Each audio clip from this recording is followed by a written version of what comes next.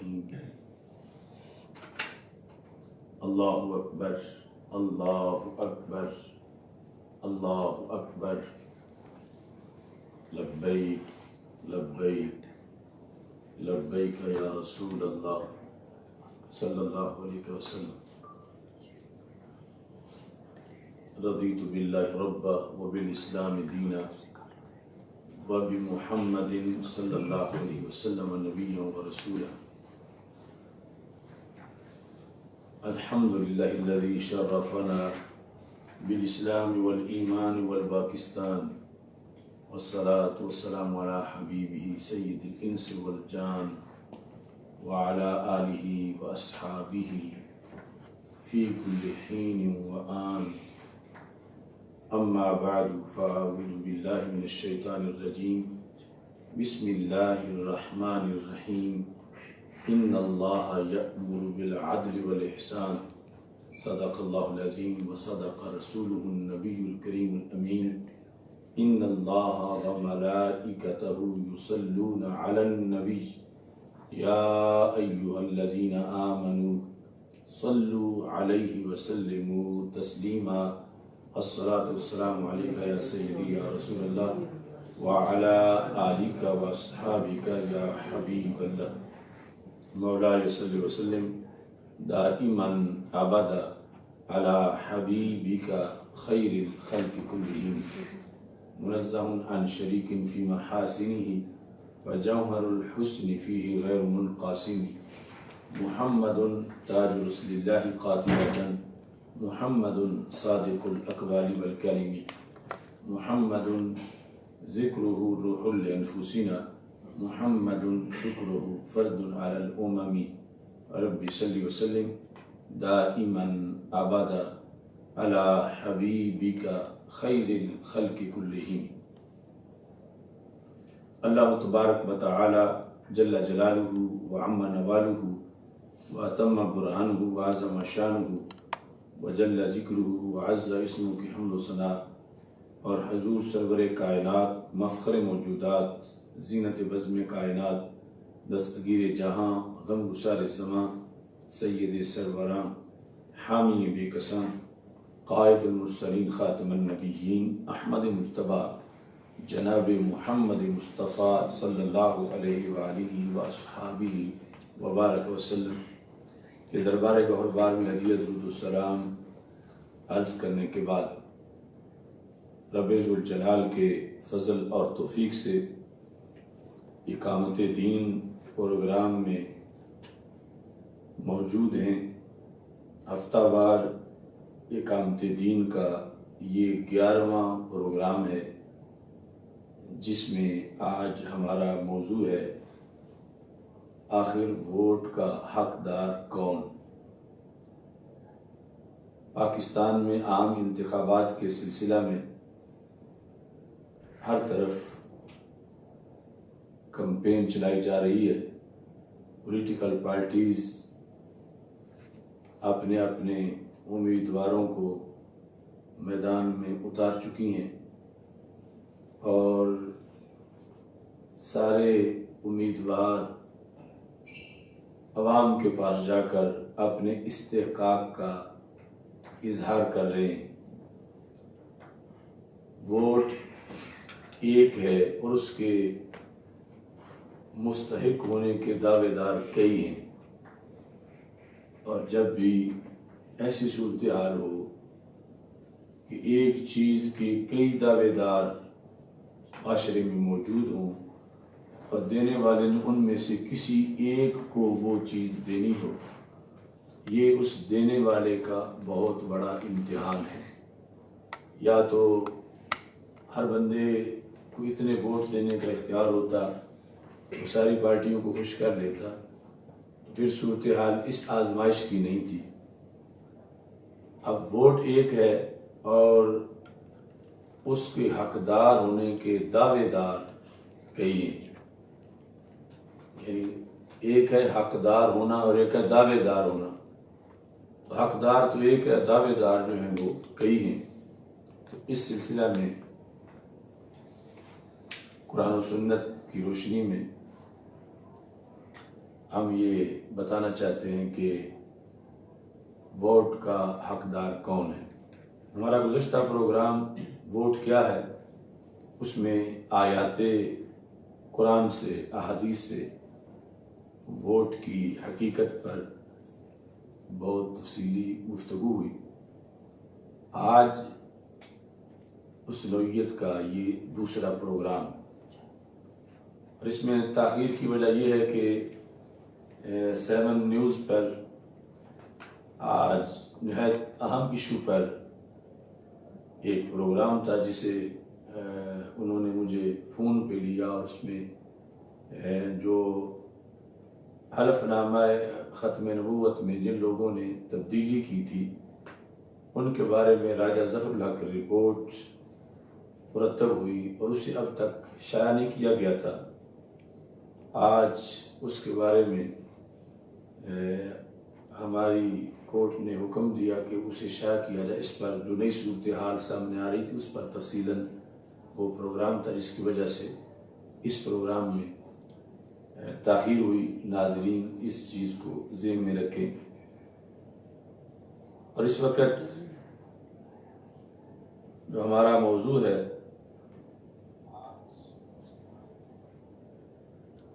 اس کے پیش نظر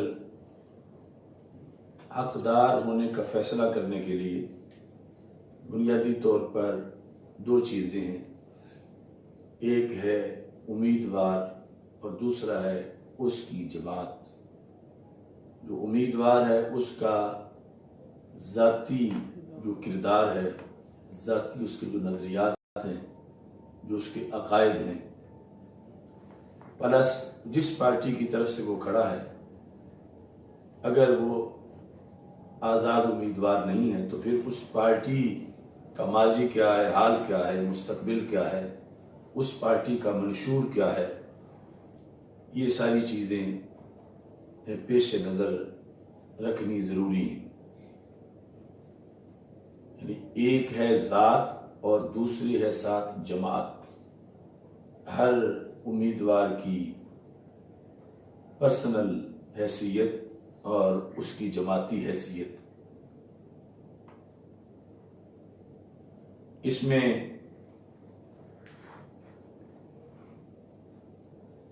جو جماعتی حیثیت ہے اس کے اندر جماعت کی ایکٹیویٹیز کے ساتھ ساتھ بالخصوص جماعت کے منشور کا تعلق ہے، اور سارا مدار اس جماعت کے منشور پر ہے کہ اس کے منشور میں کتنی وسعت ہے، کتنی جامعیت ہے، کتنا کمپریہنسو وہ منشور ہے، معاشرے اور عوام کہ کن کن طبقات کو وہ ٹچ کرتا ہے، کن کن طبقات کے لیے اس میں ریلیف موجود ہے۔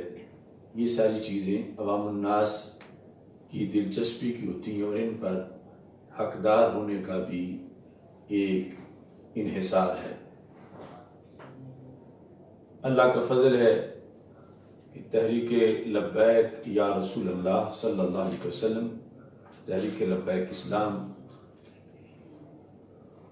اس میں ہم نے ٹکٹ دیتے ہوئے حتی المقدور جو کوشش کی ہے، اس میں باقاعدہ ایک حلف نامہ رکھا گیا ہے امیدواروں کے لیے، اور ہم نے سب سے پہلی چیز جس کو فوکس کیا ہے وہ ان کے عقائد اور نظریات ہیں۔ کسی بھی بد عقیدہ شخص کو ہم نے ٹکٹ نہیں دی، کسی بھی لبرل بے دین شخص کو ہم نے ٹکٹ نہیں دی۔ کچھ لوگوں نے اپنی تعداد بڑھانے کے لیے رتب و یابس، خشک و تر، فاسق و فاجر، بد عقیدہ، خوش عقیدہ ساری بھرتی کر دی، لیکن ہمیں یہ اطمینان ہے کہ ہم اس دوڑ میں شریک نہیں ہوئے، اور پاکستان کی یہ پہلی مذہبی سیاسی جماعت ہے کہ جو اپنی 1 ماہ کی عمر کے ہوتے ہوئے 102 امیدوار میدان انتخابات میں اتار چکی ہے۔ اس کی دیگر کہیں کوئی مثال نہیں ملتی رجسٹریشن کے بعد جو ہے وہ انتخابات آ گئے اور اس کے یعنی ایک دو امیدوار بھی جماعتوں کے لیے مشکل ہوتے ہیں، اور اللہ کا فضل ہے کہ اس میں اولیت ہے تحریک لبیک اسلام کی، کہ اللہ تعالیٰ کی فضل و کرم سے اتنی اس کی اپروچ اور اتنا وسیع اس کا مشرب ہے کہ جس کے نتیجے میں اتنے اہم بڑے امیدوار مختلف صوبوں سے انتخابات میں حصہ لے رہے ہیں۔ اور اس کے اندر جو حلف نامہ ہم نے رکھا ہے اس میں باقاعدہ قرآن و سنت کی تعلیمات کا حوالہ دے کر اس میں جو ہم دورہ حدیث میں اپنے فارغ التحصیل حضرات سے فکر رضا پر دستخط کرواتے ہیں، تو یہ چیز ہم نے، چونکہ ہم یہ رضوی ہونا ہماری گھٹی میں ہے، تو اس بنیاد پر مجدد دین و ملت امام اہل سنت اعلیٰ حضرت امام احمد رضا خان فاضل بریلوی رحمۃ اللہ علیہ آپ کی تعلیمات پر دستخط کروانے کے بعد جو ہیں وہ ٹکٹیں جاری کی گئیں، جبکہ ہماری معاصر ایک تنظیم نے دیوبندیوں کو بھی دے دیں، وہابیوں کو بھی دے دیں، رافضیوں شیعوں کو دے دیں، اور اس طرح کر کے وہ جو اصل مقصد تھا اس میدان میں نکلنے کا، وہ مقصد ہی سارا آج لوگوں کے تن و تشریح کی نظر ہو چکا ہے۔ اس میں منشور کے لحاظ سے ہمارا منشور 63 نکات پر مشتمل ہے، اور اس میں بھی ہم نے سید المرسلین تاجدار ختم نبوت حضرت محمد مصطفیٰ صلی اللہ علیہ وسلم کی جو ظاہری حیات کے مطابق عمر ہے 63 برس، اس کے پیش نظر 63 نکات اپنے منشور میں رکھے، اور ان 63 جو ہیں ان کے اندر ہم نے 2 پارٹ منشور کے بنائے، ایک پارٹ جو ہے وہ اجمالی ہے اور دوسرا تفصیلی۔ پھر اجمالی کے اندر ہم نے رسول اللہ صلی اللہ علیہ وسلم کی آمد اور ولادت کے لحاظ سے 12 ربیع الاول شریف کی نسبت سے اجمالی حصہ جو ہے وہ 12 نکات پر مشتمل ہے، اور جو 12 نکات ہیں یہ وہ ہیں کہ جو اصل ان کا جو پورا ان کی روح ہے وہ مسجد نبوی شریف میں باب صدیق اکبر رضی اللہ تعالیٰ عنہ میں بیٹھ کر میں نے لکھے،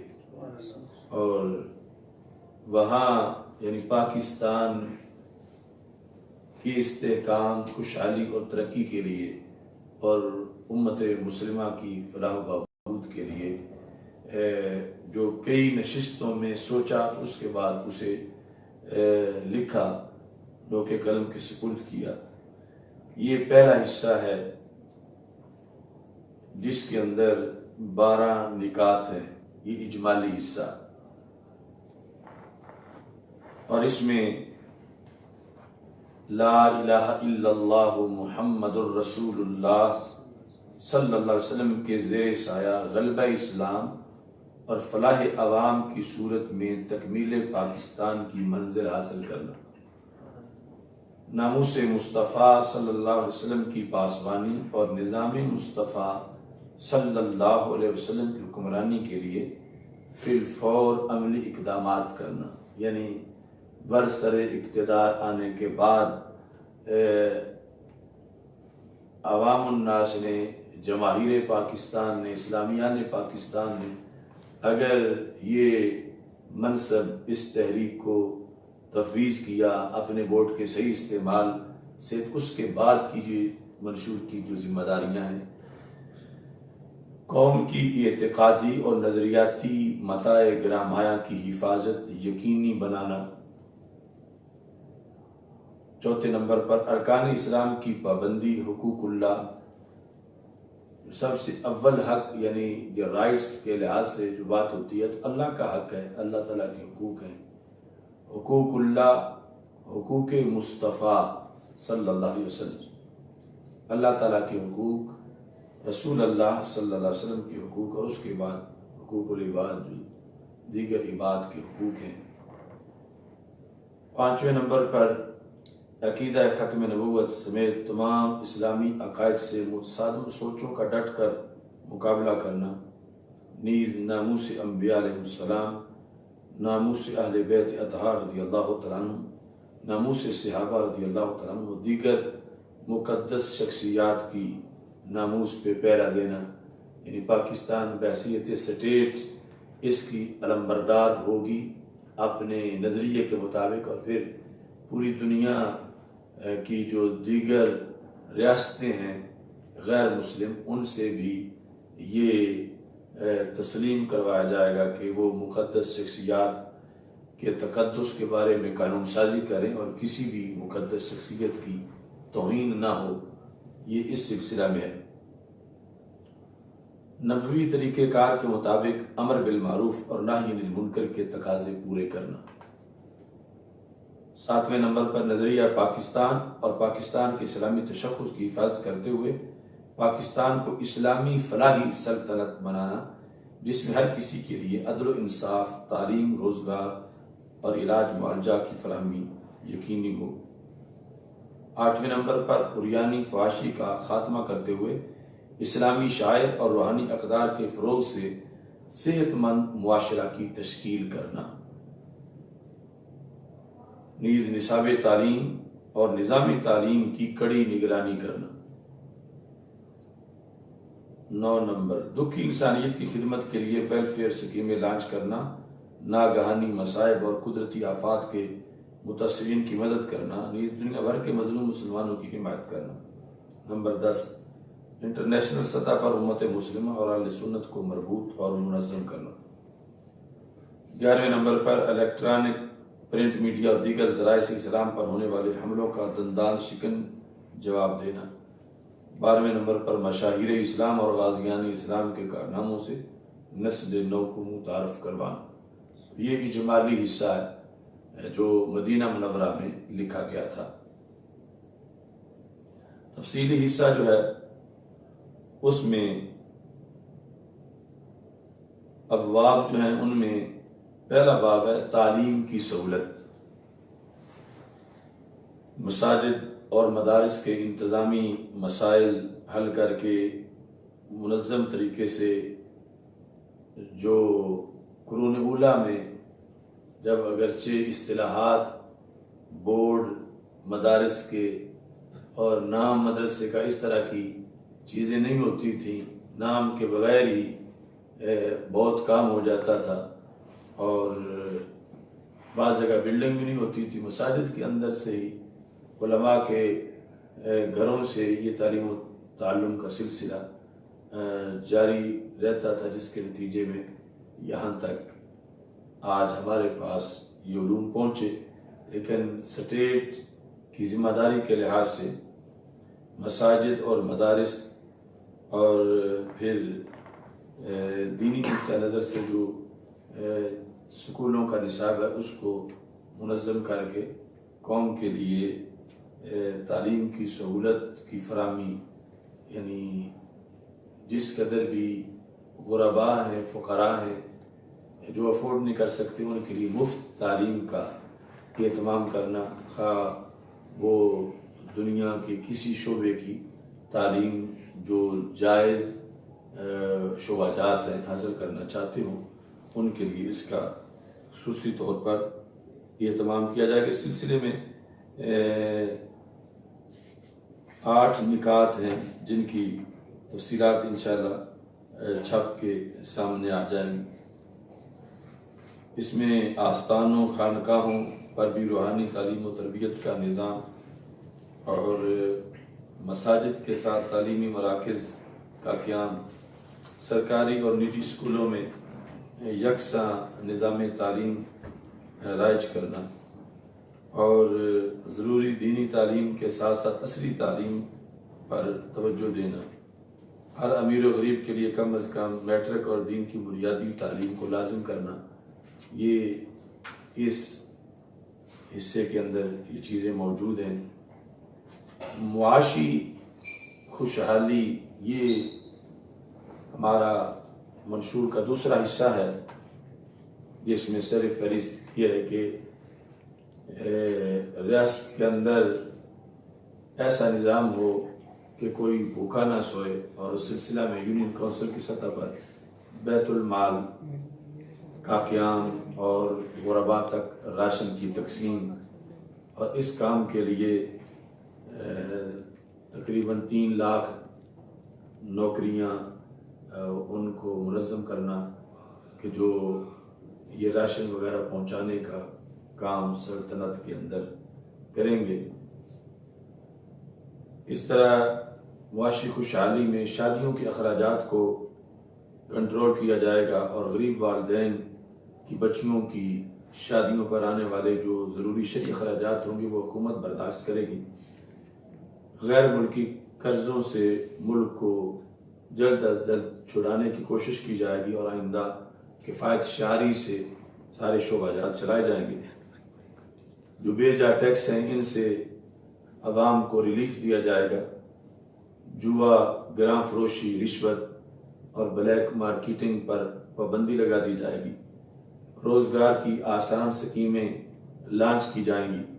زکوٰۃ کی ادائیگی یقینی بنا کر فقراء کو سہارا دیا جائے گا۔ کچی آبادیوں کے مکینوں کو میرٹ پر مالکانہ حقوق دیے جائیں گے۔ کم آمدنی والے افراد کے لیے قرض حسنہ کا اہتمام کیا جائے گا۔ قدرتی وسائل کی مزید دریافت اور جو پہلے موجود ہیں ان کے صحیح استعمال سے غربت کا خاتمہ کیا جائے گا انشاءاللہ،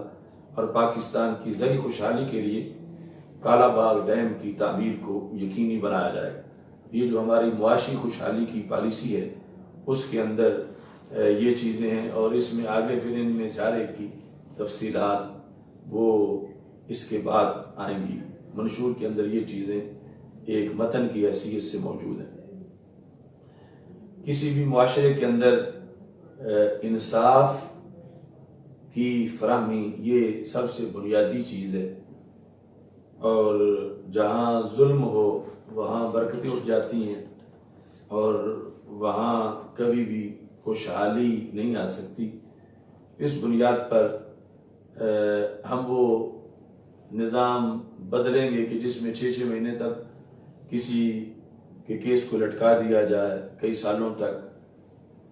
اس کے اندر ججز کی تعلیم کے لحاظ سے اور دیگر انتظامی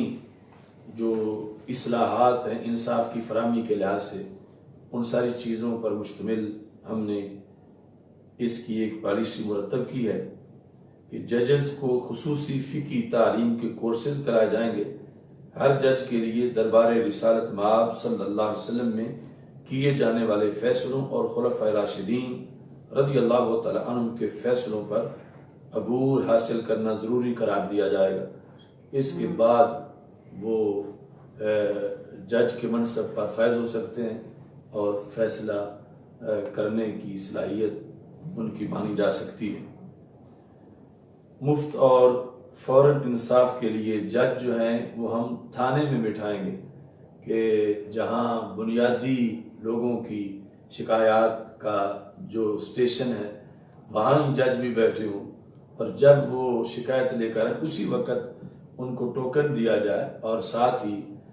جو فریق مخالف ہے اس کو نوٹس دیا جائے کہ وہ فوراً تھانے میں پہنچے، اور پھر جج کے ساتھ مفتیان کرام بھی 2 بٹھائے جائیں جو اسپیشلسٹ ہوں، کیونکہ اگرچہ جج کے لیے بھی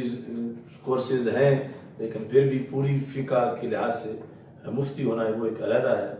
اور ہمارے چونکہ سارے جو احکام نظام مصطفیٰ صلی اللہ علیہ وسلم کی روشنی کے لحاظ سے ہیں ان کی رہنمائی کے لیے کہ وہ بتائے جائیں، فوری طور پر 2 مفتیان کرام بھی تھانے میں جج کے ساتھ بیٹھیں گے۔ اور تفتیش کے لحاظ سے بھی فوری طور پر اس عملے میں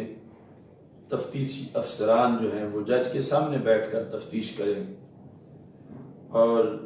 یہ ساری کارروائی جو اس کی ویڈیو بنائی جائے گی کہ تاکہ وہ فیصلے محفوظ بھی رہیں اور ان کے نفاذ کے لحاظ سے بھی آسانی ہو اور انصاف کی فراہمی میں بھی پوری طرح جو ہے یہ ہے کہ کوئی کسر نہ رہ جائے۔ تو اس میں یعنی جج جب تھانے میں بیٹھے ہوں گے اور فوراً طلبی ہوگی اور اس کے اندر یعنی جو ریڈر کا نظام ہے وہ ختم کر دیں گے، براہ راست جو متاثرین ہیں وہ جج سے رابطہ کریں اور اپنی شکایات جو ہیں وہ بتائیں اور جج یہ پابند ہوگا کہ وہ فیصلہ قرآن و سنت کے مطابق کرے۔ اس طرح کی یعنی انصاف کی فراہمی کے لحاظ سے کچھ باتیں تفصیل طلب ہیں جو میں اب اختصار کر رہا ہوں۔ ہر قسم کے مقدمات کے فیصلے کم از کم مدت میں کیے جائیں گے، یعنی یہ کچھ تو ایسے ہوں گے کہ فوراً جب وہ FIR درج ہوگی تو ساتھ ہی تفتیش اور اس کا فیصلہ، اور کچھ ایسے ہیں کہ جس میں مثلاً گواہ درکار ہیں، گواہ دور ہیں اور یا کوئی چیزیں مخفی ہیں وہ تحقیق طلب ہیں، ان میں یعنی یہ ہوگا کہ ہفتہ لگ جائے یا 1.5-2 ہفتے، اتنے تک جو ہے وہ سارے کیسز جو ہے وہ نمٹا دیے جائیں گے۔ ہمارے ہاں موجودہ نظام میں نسل در نسل کیس چلتے رہتے ہیں، یعنی ابا جی جو ہوتے ہیں وہ کیس لڑ کے فوت ہو جاتے ہیں، پیچھے بچے جو ہیں وہ بھی زندگی اسی طرح تاریخیں گزارتے ہوئے، اور اصل جو چیز ہے وہ سامنے نہیں آتی۔ یہ ہماری انصاف کی فراہمی کی انشاءاللہ پالیسی ہوگی، اور اس کے اندر پولیس کی اعلیٰ تربیت کا نظام وضع کیا جائے گا اور انہیں عوام کا محافظ اور خادم بنایا جائے گا۔ ہر یونین کونسل کی سطح پر معززین کی سیاسی کونسل تشکیل دی جائے گی جو اس تھانے کے جج کے لیے معاون ہوگی اور اس کے تابع ہوگی، اور یعنی تھانے کا جج جو ہے وہ جس کو ایک قاضی کی حیثیت حاصل ہوگی، وہ اس کونسل کے ذریعے بہت سے مسائل جھگڑے کونسل کے ذریعے وہ حل کروائے گا۔ باقی اس میں ہماری اپنی خصوصی توجہ جو ہوگی اس پر کہ اگر تحریک لبیک یا رسول اللہ صلی اللہ علیہ وسلم برسر اقتدار آئی تو آسیہ ملونہ کو پھانسی پہ چڑھایا جائے اور دیگر جو گستاخان رسول صلی اللہ علیہ وسلم جیلوں میں ہیں ان کو بھی سزا دی جائے گی، اور جیلوں میں جو موجود غازیان اسلام ان کو رہا کر دیا جائے گا۔ یہ ہماری انصاف کی فراہمی کے جو پوائنٹس ہیں ان کے اندر واضح طور پر موجود ہے،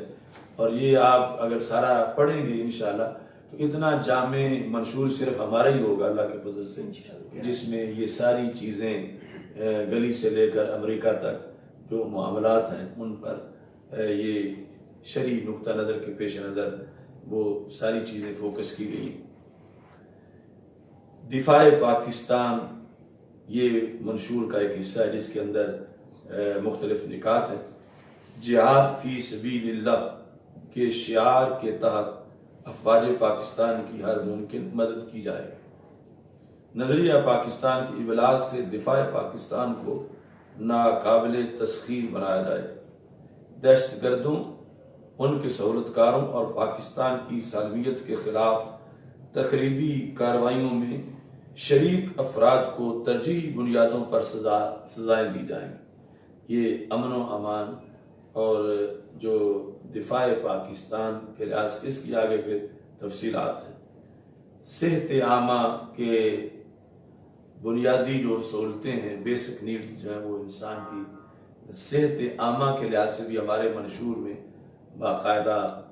نکات رکھے گئے ہیں۔ عوام کو صحت کی سہولتیں صحت کے تحت پروگرام ایسے چلائے جائیں گے کہ صحت کارڈ بنایا جائے گا اور اس سے ہر طبقے کو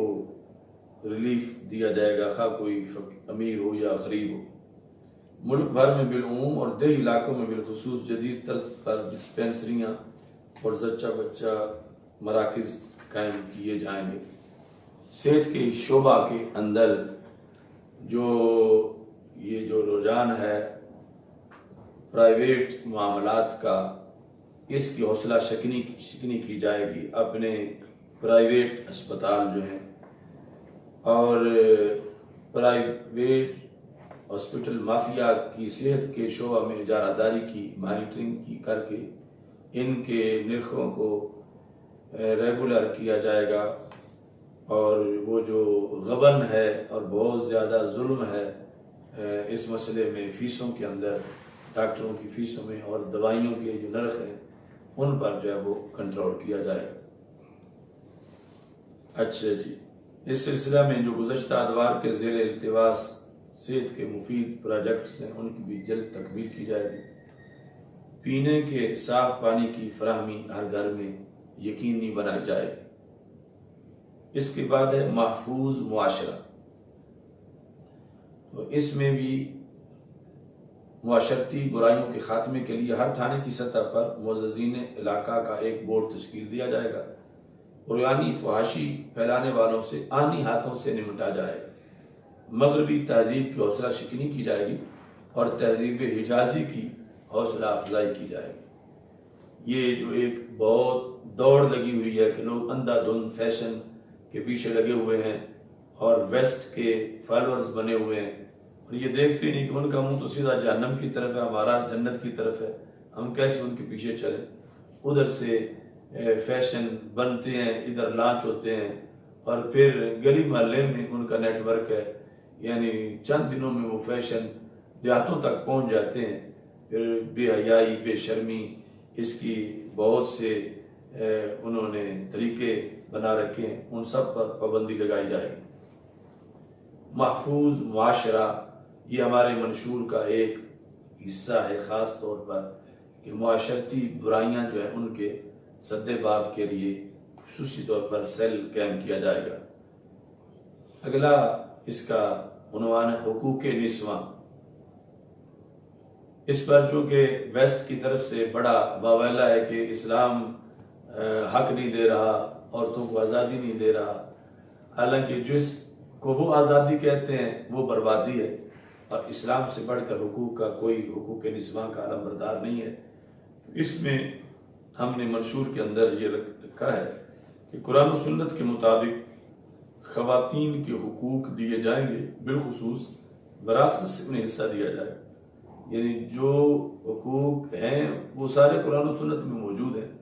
تو قرآن و سنت میں جو بھی حقوق ہیں ان میں سے کوئی کم نہیں کیا جائے گا، اور ان سب کے لحاظ سے پہلے لوگوں میں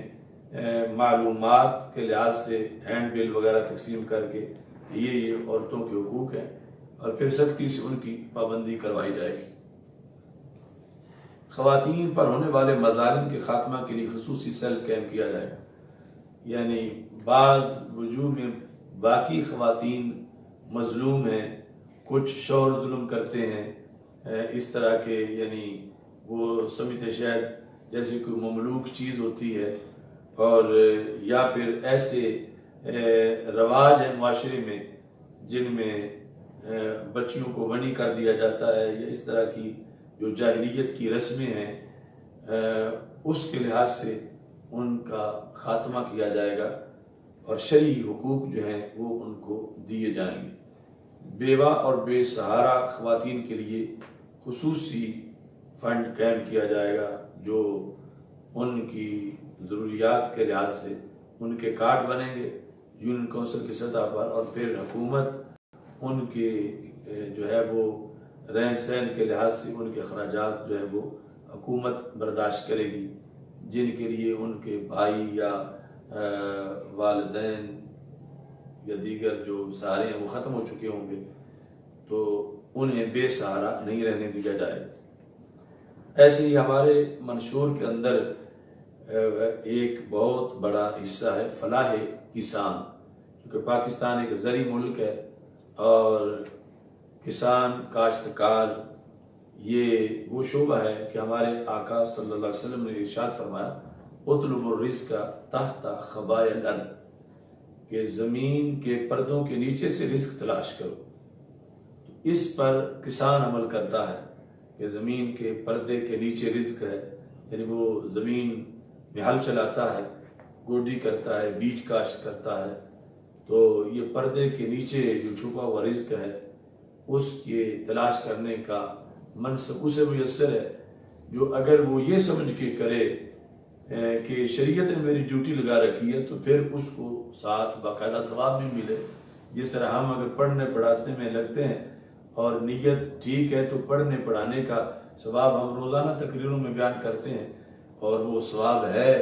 تو اب یہ جو اطلب الرزق تحت خبائل الارض، یہ بھی تو سرکار ہی کا فرمان ہے۔ رسول اللہ صلی اللہ علیہ وسلم کی ڈیوٹی پر اگر امت کے افراد کسان بن گئے ہیں، کاشتکار بن گئے ہیں اور انہوں نے وہ شعبہ سنبھال لیا اور اس میں نیت یہ ہے کہ ہمارے آقا صلی اللہ علیہ وسلم کا یہ فرمان ہے، تو یقیناً پھر انہیں ہل چلانے میں بھی ثواب ملے گا، پانی لگانے میں بھی ثواب ملے گا، گوڈی کرنے میں بھی ثواب ملے گا۔ تو یہ چونکہ ایک زرعی ملک کی ایک بہت بڑی آبادی اس شعبے سے منسلک ہے اور انہیں بھی اپنی محرومیوں کے لحاظ سے آواز بلند کرنی پڑتی ہے کہ کسان پہ یہ ظلم ہو گیا ہے، یعنی کاشت کے لیے بیج مہنگا ہے، کھاد مہنگا ہے، آگے جب فصل پکتی ہے تو منڈی ساری جو ریٹ گر جاتا ہے اور ان بیچاروں کے لحاظ سے بہت سے مسائل بن جاتے ہیں۔ تو اس میں بھی ہم نے لکھا ہے نظام آبپاشی کی اصلاح کی جائے گی اور شمسی توانائی کے ذریعے چلنے والے ٹیوب ویل متعارف کروائے جائیں گے، بیج، کھاد، زرعی آلات اور زرعی ادویات پر اضافی ٹیکس ختم کر دیے جائیں گے، کم آمدنی والے کسانوں کی سود سے پاک قرضہ جات کے ذریعے حوصلہ افزائی کی جائے گی، کسانوں کو ریلیف دینے کی ہر ممکن کوشش کی جائے گی، جس میں بالخصوص جو منڈیوں کے نرخ ہیں اور ان کے اندر اس چیز کو پیش نظر رکھا جائے گا کہ ایک فصل کے تیار ہونے میں کسان کا کتنا خرچ آتا ہے، کتنی اس کی محنت ہے، یعنی وہ اگر 6 مہینے میں فصل تیار ہوتی ہے تو اس میں ہر دن کے لحاظ سے کسان کی محنت جو ہے وہ جو ایک مزدور کی اجرت ہے وہ ہر دن کے لحاظ سے یعنی 6 مہینے کے جو ایام ہیں وہ بھی ساتھ کاؤنٹ ہوگا، ساتھ پانی پر جو اخراجات ہیں بیج کے، کھاد کے اور اس کو کاشت کرنے کے لحاظ سے، ہل چلانے کے لحاظ سے، وہ سارے سامنے رکھ کے تو اس کے پیش نظر نرخ مقرر کیا جائے گا۔ یعنی کہ عالمی منڈی میں ریٹ گر گیا ہے تو اس کا وبال کسان پہ پڑے، وہ گر گیا ہے تو وہ حکومت برداشت کرے اور کسان جو ہے اس کو اس کی محنت کے مطابق اور اخراجات کے مطابق جتنا محنت اور اخراجات کا بنتا اس سے اوپر جا کے ریٹ رکھا جائے تاکہ اس کو نا امیدی نہ ہو اور وہ محرومی کا شکار نہ ہو۔ اس کے ساتھ ایک بڑی یعنی آبادی کا ایک بڑا حصہ مزدوروں کا ہے، لیبر کا ہے، تو شریعت میں ہمارے دین میں مزدور کے بڑے حقوق ہیں اور اس کے لیے رسول اللہ صلی اللہ علیہ وسلم کی خصوصی نوازشات ہیں۔ محنت کش بندہ یعنی جس وقت ایک صحابی ملے اور ان کے یعنی ہاتھ بڑے کھردرے تھے تو رسول اللہ صلی اللہ علیہ وسلم سے جب انہوں نے صحابی نے مصافحہ کیا تو ہمارے آقا صلی اللہ علیہ وسلم کے ہاتھ تو ریشم سے بھی نرم تھے، اگرچہ آپ نے انہی ہاتھوں سے خندق میں وہ پتھر توڑے جو کسی سے نہیں ٹوٹتے تھے اور ان سے رسول اللہ صلی اللہ علیہ وسلم جہاد اور ساری چیزیں یہ سب چیزیں موجود تھی، لیکن ان عام لوگوں کے تو کام کرنے سے سخت ہو جاتے ہیں، یہ رسول اللہ صلی اللہ علیہ وسلم کے ہاتھوں کا کمال تھا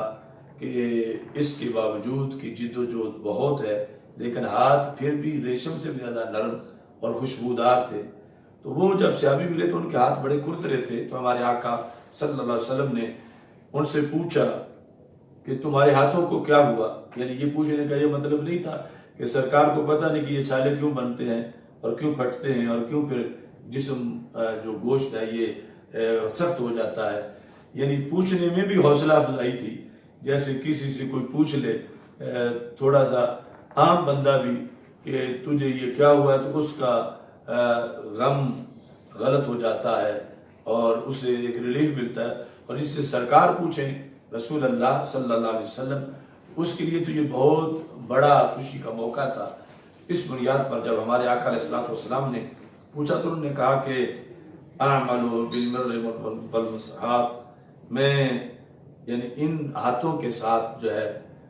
رسہ کھینچتا ہوں اور ڈول پانی کے نکالتا ہوں، اس طرح چھالے بنتے ہیں، پھر انہی ہاتھوں سے میں وہ کسی پکڑتا ہوں، یعنی وہ بھی دستے والی کوئی چیز، کسی، کلاڑا یا پھوڑا، وہ جو ہے وہ پکڑ کے تو میں کام کرتا ہوں تو چھالے جو بنتے ہیں وہ پھٹ جاتے ہیں۔ تو یہ ایک دو بار نہیں، روزانہ ایسے ہوتا ہے، ایسے ہو کہ میرے ہاتھ اتنے سخت ہو گئے ہیں۔ تو ہمارے آقا صلی اللہ علیہ وسلم قبل رسول اللہ صلی اللہ علیہ وسلم یدہ، تو ہمارے آقا صلی اللہ علیہ وسلم نے اس محنت کش صحابی کے ہاتھ چوم لیے اور فرمایا کفان یحبہم اللہ ورسولہ، یہ وہ ہتھیلیاں ہیں جن سے اللہ بھی پیار کرتا ہے اور اللہ کے رسول صلی اللہ علیہ وسلم سے بھی پیار کرتے ہیں۔ یہ جو لیبر مزدور کی حوصلہ افزائی ہے کہ وہ شخصیت کے جن کے قدموں کے تلووں کو چومنے کے لیے عرش ترس رہا ہو، وہ اپنے گلے قدس کی پتیوں جیسے ہونٹ اس مزدور اور محنت کش کے ہاتھوں پہ رکھ دیں، تو اس سے اس کے لیے اور حوصلہ افزائی کیا ہو سکتی ہے۔ تو ہمارے آقا صلی اللہ علیہ وسلم نے اس طرح مزدور کے احکام بیان کیے۔ تو خوشحال مزدور یہ ہمارے منشور کا ایک ترجمۃ الباب ہے، جس کے تحت پھر آگے یہ ہے کہ اشیاء خورد و نوش اور بنیادی ضروریات زندگی کے نرخوں کے تناسب سے مزدوروں کی تنخواہوں اور اجرت میں اضافہ کیا جائے، یعنی جتنی مہنگائی آتی ہے اتنی تنخواہ بھی بڑھے گی۔ وہ مہنگائی کے ساتھ ساتھ جو بنیادی ضروریات کی چیزوں میں مہنگائی آتی ہے، کچھ تو چیزیں وہ ہیں کہ جو مزدور کے دائرہ کار میں ہی نہیں ہیں، نہ مزدور نے وہ خریدنی ہے اور نہ ان کی ضرورت ہے، لیکن جو اس کی ضرورت کی چیزیں ہیں ان میں جو آئے گی مہنگائی، تو اس کے لحاظ سے ان کی اجرت میں بھی اضافہ کیا جائے گا۔ اجیر اور مزدور کے شرعی حقوق محفوظ کیے جائیں گے۔ یہ اجمالاً اس جملے میں وہ ساری چیزیں ہیں جو ہماری فقہ کی کتابوں میں موجود ہیں۔ مزدور پر مالکان کے ہونے والے مظالم کے خاتمے کے لیے بھرپور کردار ادا کیا جائے گا۔ یہ بھٹا مالکان اور دیگر کئی چودھری نواب ڈیروں پر یا جاگیردار باندھ دیتے ہیں ان کو، اپنے جو ان کے ہوتے ہیں مزارعین یا ظلم کرتے ہیں، اس لحاظ سے بھی یعنی جو شریعت نے ریلیف دیا ہے اور ظلم کے خاتمے کا جو قانون دیا اس پر عمل کیا جائے۔ اس کے ساتھ آزاد میڈیا، یہ بھی ہمارے منشور میں، چونکہ یہ ایک ریاست کا ستون ہے میڈیا، لیکن آزاد میڈیا کا مطلب یہ ہے کہ اگر ظلم ہو گیا ہے کسی جگہ، حکومت نے کیا ہے، اور حکومت جو ہے یا کوئی با اثر طبقہ اس نے ظلم کیا اور وہ اس ظلم کو چھپانا چاہتے ہیں، یہ ہے میڈیا کی آزادی کہ میڈیا اسے چھپنے نہ دے اور میڈیا اس کو ہائی لائٹ کرے کہ فلاں جگہ ایسا ظلم ہو چکا ہے۔ ہماری اصطلاح میں آزاد میڈیا سے مراد وہ نہیں ہے جو جس کو ہم یہ جو مغرب نے مادر پدر آزادی کا نعرہ بلند کیا ہوا ہے، اور اس کے اندر فریڈم آف سپیچ اور فریڈم آف ایکسپریشن اور آزاد میڈیا ہی ان کے نزدیک معاذ اللہ ایک شعبہ ہے خاکے بنانے کا، فلمیں بنانے کا، گستاخانہ فلمیں بنانے کا۔ یہ سب وہ آزادی کے زمرے میں لاتے ہیں، چونکہ آزادی ہے بندے کو، وہ جو چاہے کہہ لے، وہ جو چاہے بیان کرے۔ تو ہمارے اس آزاد میڈیا میں آزادی کا وہ مطلب نہیں ہے جو مغرب میں آزادی کا مطلب لے کر پھر اسلام پہ اور قرآن پہ اور پھر بالخصوص رسول اللہ صلی اللہ علیہ وسلم کی ذات مبارکہ پہ حملہ کیا جاتا ہے۔ آزاد میڈیا ملک کا وہ ہے کہ جو ہر طبقے کی آواز بلند کرنے کا کردار ادا کرے، اور جو طبقہ ظلم کرنے والا کتنا ہی با اثر کیوں نہ ہو، میڈیا پھر بھی آزاد ہو کہ وہ ان کے خلاف جو حقیقت ہے وہ آواز بلند کرے۔ اس سلسلہ میں جو ہم نے نکات لکھے ہیں وہ یہ آزادی اظہار کے ضوابط مقرر کیے جائیں۔ مطلقاً آزادی اظہار نہیں، اس کے کچھ ضابطے ہیں، اور اظہار حق کے لیے میڈیا کی آزادی کو یقینی بنایا جائے، زرد صحافت کی حوصلہ شکنی کی جائے گی، اور صحافیوں کے سماجی تحفظ کے لیے سیل قائم کیا جائے گا۔ یعنی ان کی بعض ایسی صورتحال ہیں جہاں انہیں جان پر کھیل کر کلمہ حق کہنا پڑتا ہے، یا جان پر کھیل کر کسی ظلم کو ہائی لائٹ کرنا پڑتا ہے، اور ان کے لیے پھر جب وہ عام دیہاتوں کے اندر انہیں پھر جاگیرداروں کے ظلم برداشت کرنے پڑتے ہیں، ایسی صورتحال کے اندر یعنی ان کو ریلیف دیا جائے اور ان کو مکمل آزادی ہو، اور ان کے کام کے مطابق انہیں انعام دیا جائے اور ان کی تنخواہیں ہوں۔ اور یہ اصل میں بڑا مقدس شعبہ ہے صحافت کا بھی۔ عمومی طور پر اس کو یعنی چونکہ ہر شعبے میں پھر کچھ آلودگی بھی آ گئی ہے جس سے وہ شعبہ اس پر مختلف داغ بھی لگ گئے، لیکن بنیادی طور پر اگر لوگ سوچیں کہ لفظ صحیفہ کتنا مقدس ہے، صحیفہ مختلف انبیاء کرام پر صحف آئے، صحیفہ قرآن، مصحف، تو یہ مصحف اور صحیفہ اس کے اندر جو حروف ہیں اصل اسی سے صحافت ہے۔ تو مصحف قرآن کو کہتے ہیں، صحیفہ آسمانی کتابوں کو کہتے ہیں، اور پھر یہ صحافت ہے کہ خبر دینے کے لیے شریعت نے باقاعدہ قرآن میں آیات ہیں خبر دینے کے لحاظ سے کہ خبر کیسے دینی ہوتی ہے، کتنی دینی ہوتی ہے، کس وقت دینی ہوتی ہے، کس کی دینی ہوتی ہے، یہ آیات کے اندر تفصیلات ہیں۔ خبر پر سارا مدار ہے۔ اگر کوئی بہت بڑا واقعہ ہو جائے اور خبر اس کی کل ہو جائے تو سارا ملک بالکل سائلنٹ ہوگا، اور وہی خبر اگر اجاگر ہو جائے تو ہر طرف جب وہ طوفان بھی کھڑا ہو جائے۔ تو اتنا بڑا کردار ہے یعنی ابلاغ کا۔ اور پھر خبر کے لحاظ سے شریعت میں اتنی پابندی ہے کہ جس طرح حلال و حرام بیان کرنے کے لیے شرعی علوم پر مہارت حاصل کرنا لازم ہے، ایسے ہی خبر دینے کے لحاظ سے امت مسلمہ کے جو مسائل ہیں پوری دنیا پر، امت مسلمہ کے جو حالات ہیں پوری دنیا میں، اور اپنے ملک کے جو مفادات ہیں اس کے لحاظ سے ایسے ماہرین ہوں کہ جو خبر نقصان دہ ہو سکتی ہے، لوگوں میں مایوسی پھیلا سکتی ہے، یا ہماری فوج کے لحاظ سے مایوسی پھیلا سکتی ہے جنگ کے دوران جو خبر، تو یا پوری دنیا میں مسلمانوں کے لحاظ سے جو مایوسی پھیلا سکتی ہے، تو اس خبر کو نشر کرنے سے قرآن نے منع کیا ہے۔ تو پھر ایسا بورڈ ہو کہ جو فوراً اس خبر کو روکے، اور پھر اس کے لیے پہلے ضروری ہے، اور یہ وہ چیز ہے کہ جس پر 5% بھی توجہ نہیں دی جا رہی، اور یہی یعنی ایک وجہ ہے بہت سے مسائل کی۔ یعنی ضروری ہے کہ اسلامی سلطنت میں خبر پر اتنا کنٹرول ہو کہ کوئی دوسرا ملک اپنی خبر اس میں نہ پہنچا سکے۔ یعنی جس طرح مثال کے طور پر فضا ہے، آپ سمجھتے ہیں کہ اس میں اگر زہر شامل ہو جائے، گیس ایسی زہریلی، تو کس طرح ہم جی سکیں گے؟ اس کے بالکل برابر ہے کہ ملک کے اندر،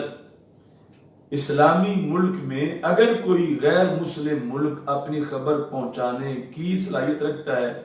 اس سے بڑا کوئی فتنہ نہیں، اور یہ اس وقت 1% بھی کنٹرول نہیں۔ یعنی چاہیے تو یہ کہ 100% کنٹرول ہو ملک کی فضاؤں پر، کہ باہر سے کوئی اپنی خبر پاکستان کے لوگوں تک نہ پہنچا سکے۔ پاکستان کے لوگوں کو وہی خبر ہو جو پاکستان کے عادل صحافی، وہ جو سارے معاملات ملکی سیاست پر اور عالمی بساط سیاست پر، اور پھر منصف مزاج ہیں اور اسلام کے تحفظ کے لیے وہ کمر بستہ ہیں، ان کے پاس کرنے سے کوئی خبر پہنچے. اب ڈائریکٹ خبر اگر امریکہ کی ہمارے لوگ سنتے ہیں، ڈائریکٹ خبر برطانیہ کی اگر ہمارے لوگ سنتے ہیں، ڈائریکٹ خبر اسرائیل کی اگر ہمارے لوگ سنتے ہیں، ڈائریکٹ خبر انڈیا کی اگر ہمارے لوگ سنتے ہیں، تو کبھی بھی عوام کے مسائل کو کنٹرول نہیں کیا جا سکتا. اور اس سلسلے میں تو یعنی اب کوئی رکاوٹ ہے ہی نہیں کہ پاکستان کے اندر اب تو نیٹ کے ذریعے بھی یا جو دوسرے چینلز ہیں ان کے ذریعے بھی شریعت یہ چاہتی ہے کہ اسلامی سلطنت کے اندر خبر مصدقہ ہو، اور خبر کہ جس سے چونکہ ہر خبر کے کئی پہلو ہوتے ہیں اور کئی اوقات ہوتے ہیں کہ اگر فلاں موقع پر یہ خبر دی جائے تو پھر اسلام کو اس سے فائدہ ہے،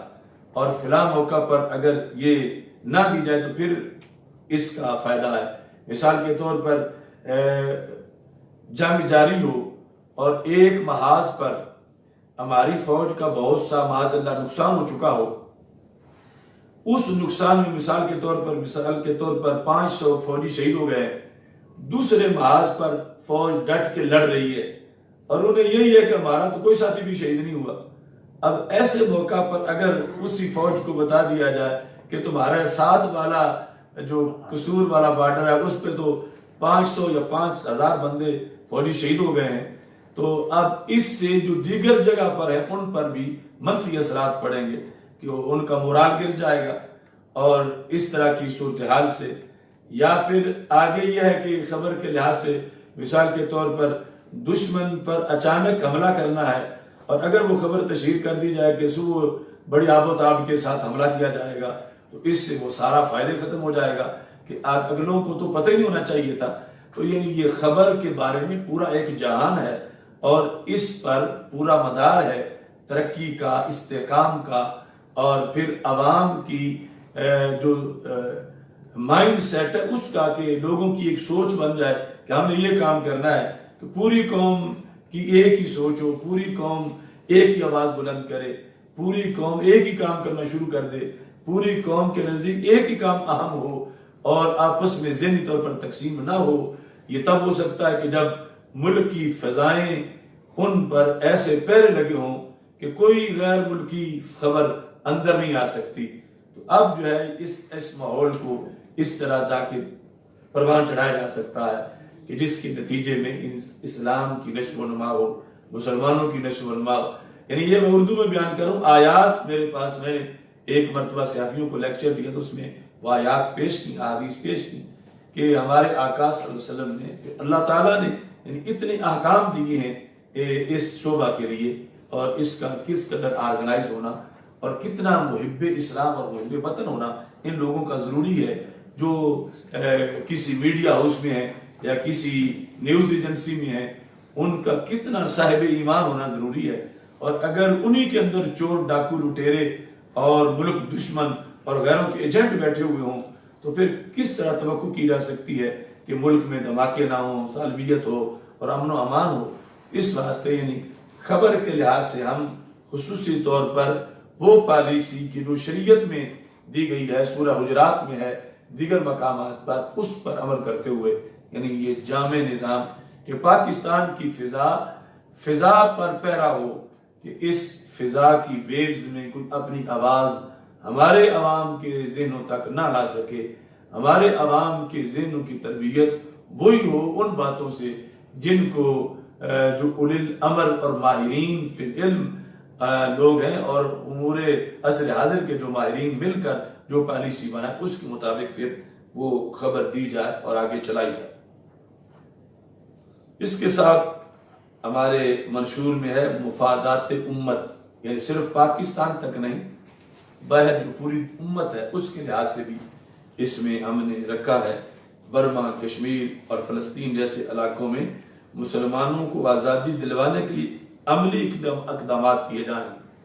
عملی اقدامات یہ ہمارے منشور کا حصہ ہے کہ تحریک لبیک یا رسول اللہ صلی اللہ علیہ وسلم برسر اقتدار آ گئی تو کشمیر کی اور آزادی اور برما اور فلسطین کی آزادی کے لیے پاکستان بصیرت ایک سٹیٹ کے اپنا کردار انشاءاللہ ادا کرے گا۔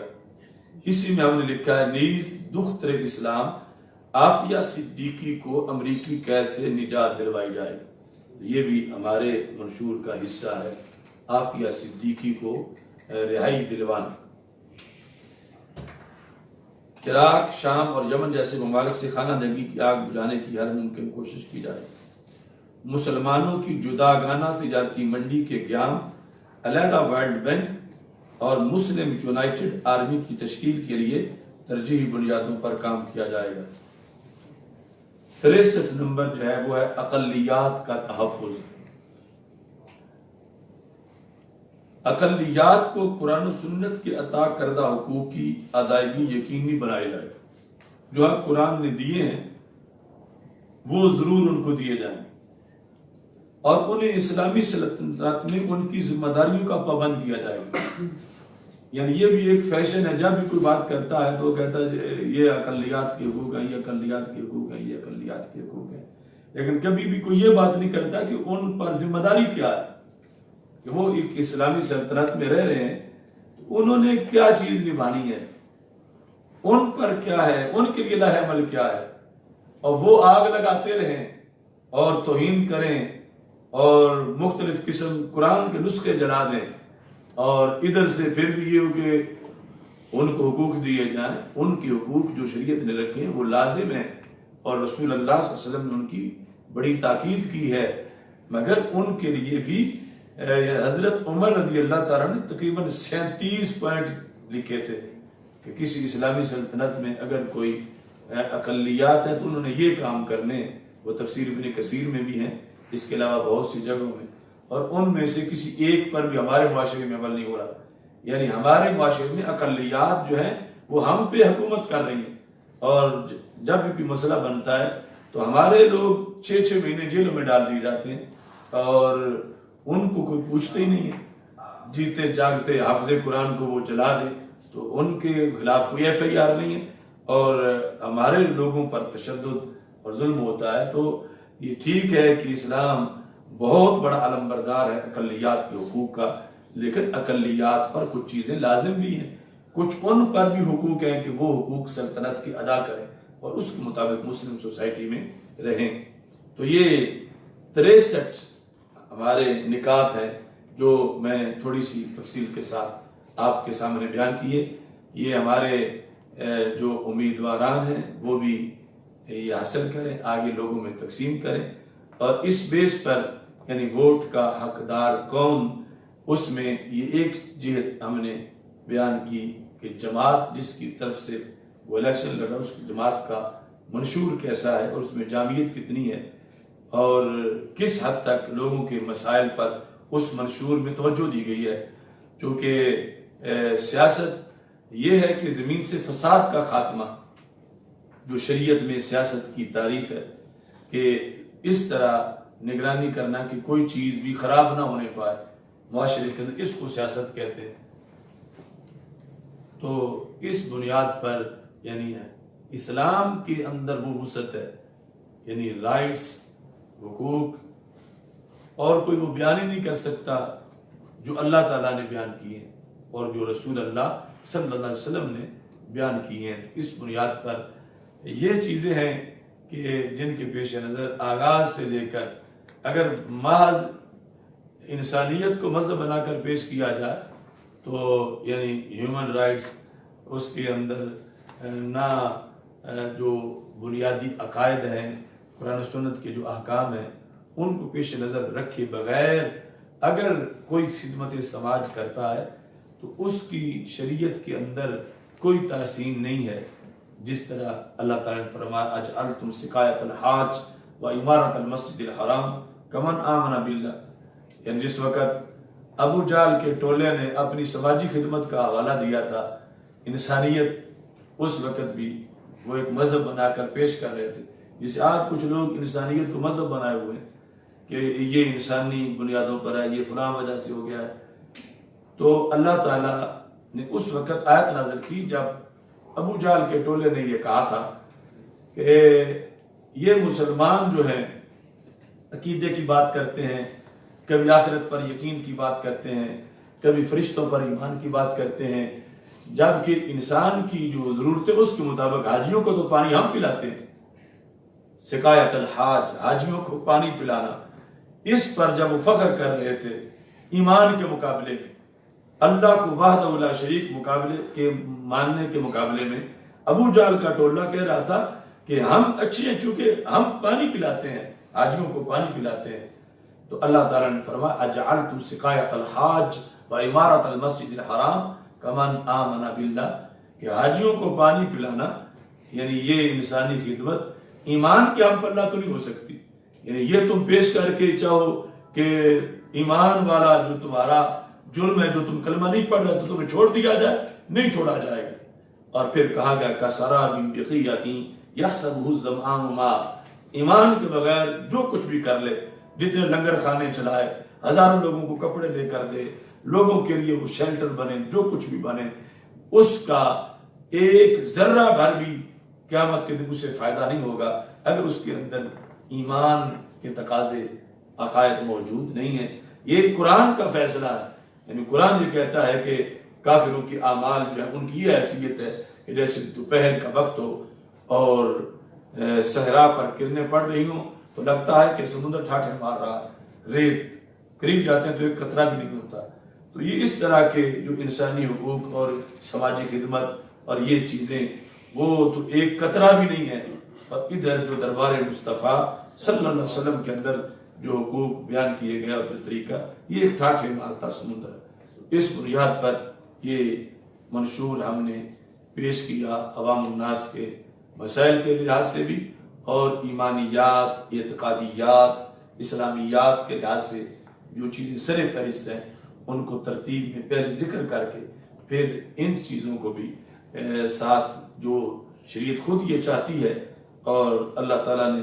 قرآن مجید برہان رشید میں جامع فرمان میں یہ ارشاد فرما دیا ان اللہ یأمر بالعدل والاحسان، بے شک اللہ حکم دیتا ہے عدل کا اور احسان کا۔ یہ دونوں لفظ بڑے وسیع ہیں، یعنی لاکھوں چیزیں ان دونوں لفظوں کے اندر موجود ہیں۔ وَإِيتَاءِ ذِي الْقُرْبَى، اور اللہ تعالیٰ حکم دیتا ہے کہ جو رشتہ دار ہیں ان کو تم ان کے ساتھ بھی حسن سلوک کرو، مالی معاملت کرو۔ وَيَنْهَىٰ عَنِ الْفَحْشَاءِ وَالْمُنْكَرِ، اور اللہ تعالیٰ بے حیائی اور بری باتوں سے روکتا ہے۔ تو یعنی عدل سے لے کر بے حیائی کے خاتمے تک، عدل آنا اور بے حیائی نہ ہونا۔ عدل کے اندر شعبہ جات ہیں، سارے جتنے بھی حقوق بیان کیے گئے، اور اگر کوئی یعنی حقوق کی بات کرے اور ساتھ معاشرے کو آگ میں پھینکتا جائے بے حیائی کی آگ میں، تو اس کا وہ کوئی حق نہیں دے رہا۔ جس طرح کہ ہمارے اندر اب پی ٹی آئی ہے، پی پی ہے، نون لیگ ہے، اب ان کے آپ منشور پڑھیں کہ وہ اپنے منشور میں خود ہی اس بات سے دستبردار ہیں کہ انہیں کوئی ووٹ نہ دے، کیونکہ ان کی دستور کے اندر وہ جان نہیں، وہ روح نہیں کہ جو روح اس کے لیے ہو جس کو جو حقدار بنتا ہے شرعی طور پر ووٹ کا۔ یہ یعنی یوتھ کو دے رہے ہیں، یہ کوئی عوام کو دے رہے ہیں، کیا دے رہے ہیں؟ بے حیائی کا پیکج، کیا دے رہے ہیں؟ سود کا پیکج، کیا دے رہے ہیں؟ شراب کا پرمٹ۔ تو اس طرح کی یعنی یہ وہ لوگ ہیں جو سیاست کے نام پر خباثت کرنے والے ہیں، اور سیاست وہ ہے جو طہارت اور عبادت اور ریاضت ہے۔ اس چیز کو پیش نظر رکھنا چاہیے۔ اللہ تعالی ہم سب کا حامی و ناصر ہو۔ وآخر دعوایا ان الحمد للہ رب العالمین۔ الحمد للہ رب العالمین والعاقبۃ للمتقین والصلاۃ والسلام علی رسول الکریم۔ استغفر اللہ لا الہ الا اللہ وحدہ لا شریک لہ لہ الملک وله الحمد وهو على كل شيء قدیر۔ رب یسر ولا تعسر وتمم بالخير وبك نستعين۔ ربنا آتنا من لدنك رحمة وهيئ لنا من أمرنا رشدا۔ وصلى الله تعالى على حبيبه خير خلقه سيدنا مولانا محمد وعلى